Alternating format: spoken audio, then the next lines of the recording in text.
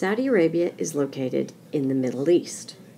New Jersey, on the other hand, is located way over here on the east coast of North America.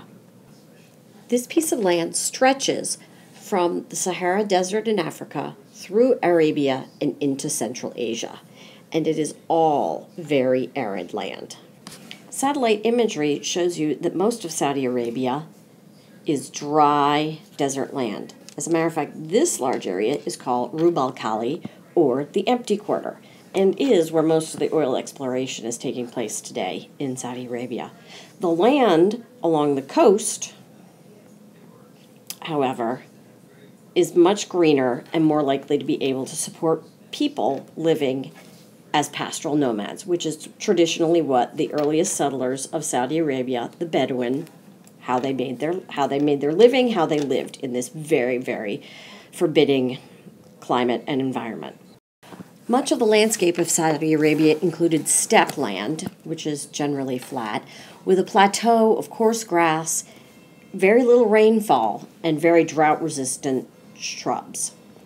These shrubs would have been short, would have had rough leaves to retain water, with the occasional oasis town located around some sort of a body of water.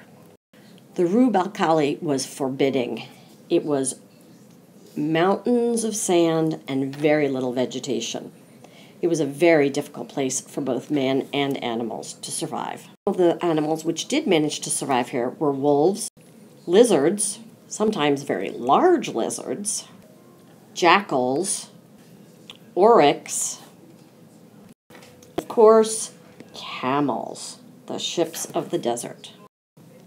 After his parents died, Muhammad would have lived with some of his relatives who were Bedouin living in the steppe area of Saudi Arabia, not in the towns. The word Bedouin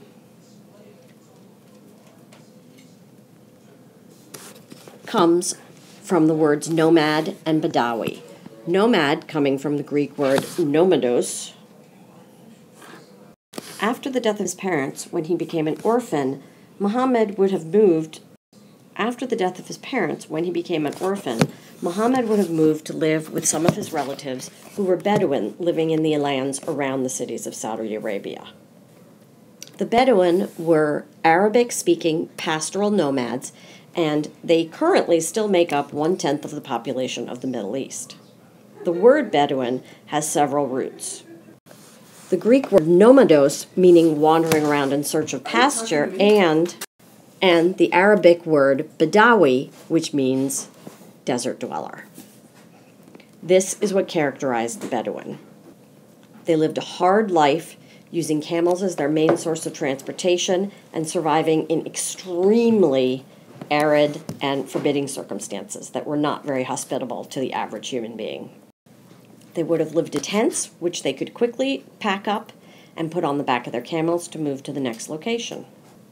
These tents would have been furnished with rugs and cushions and pillows, not the type of furniture that we're used to in our culture, but it suited their lifestyle of necessity in which they needed to be able to pack up and move quickly very well.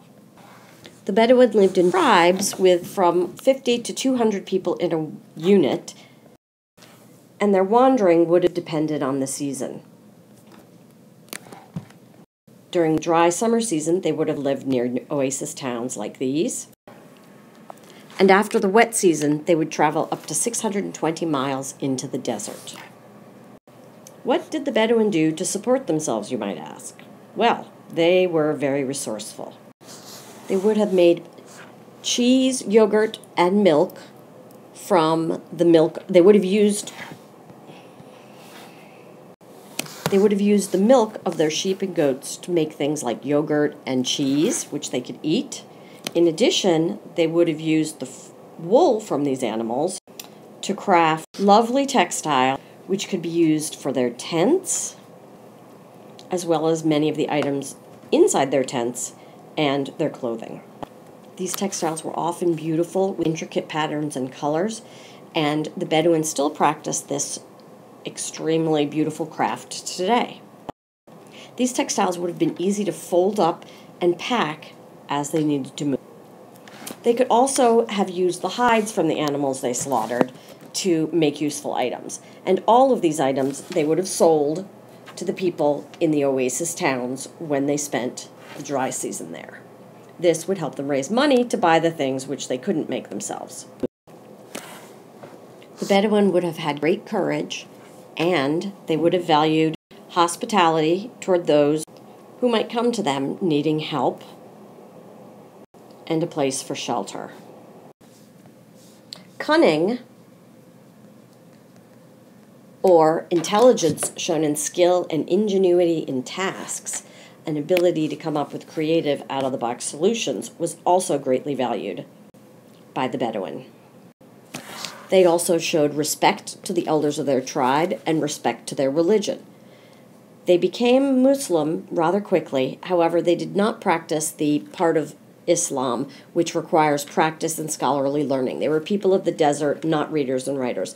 Although they used poetry, the verbal respect for their religion was beautiful and flowery and very well developed. One of the most useful tools for the Bedouin would have been the dromedary camel, commonly found in that area of the world. The camel was commonly called the ship of the desert. It could grow 6 to 7 feet high at the shoulder and could be 7 to 11 feet long. It could also grow to be 900 to 1,450 pounds and could carry up to 220 pounds and go 20 miles into the desert per day. A great feat in that environment.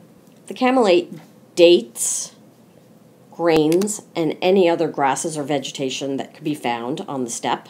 They also had 3 stomachs, which allowed them to eat their food, regurgitate it, chew it again, and keep going through this process to get as much nutrition as possible from the food. They could go long periods without food or water, and with the fat stored in the hump, this is part of what allowed them to do that, to live without the water. The camel was uniquely adapted to the desert with the pads of its wide feet spread out so that they didn't sink into the sand, almost like snowshoes today.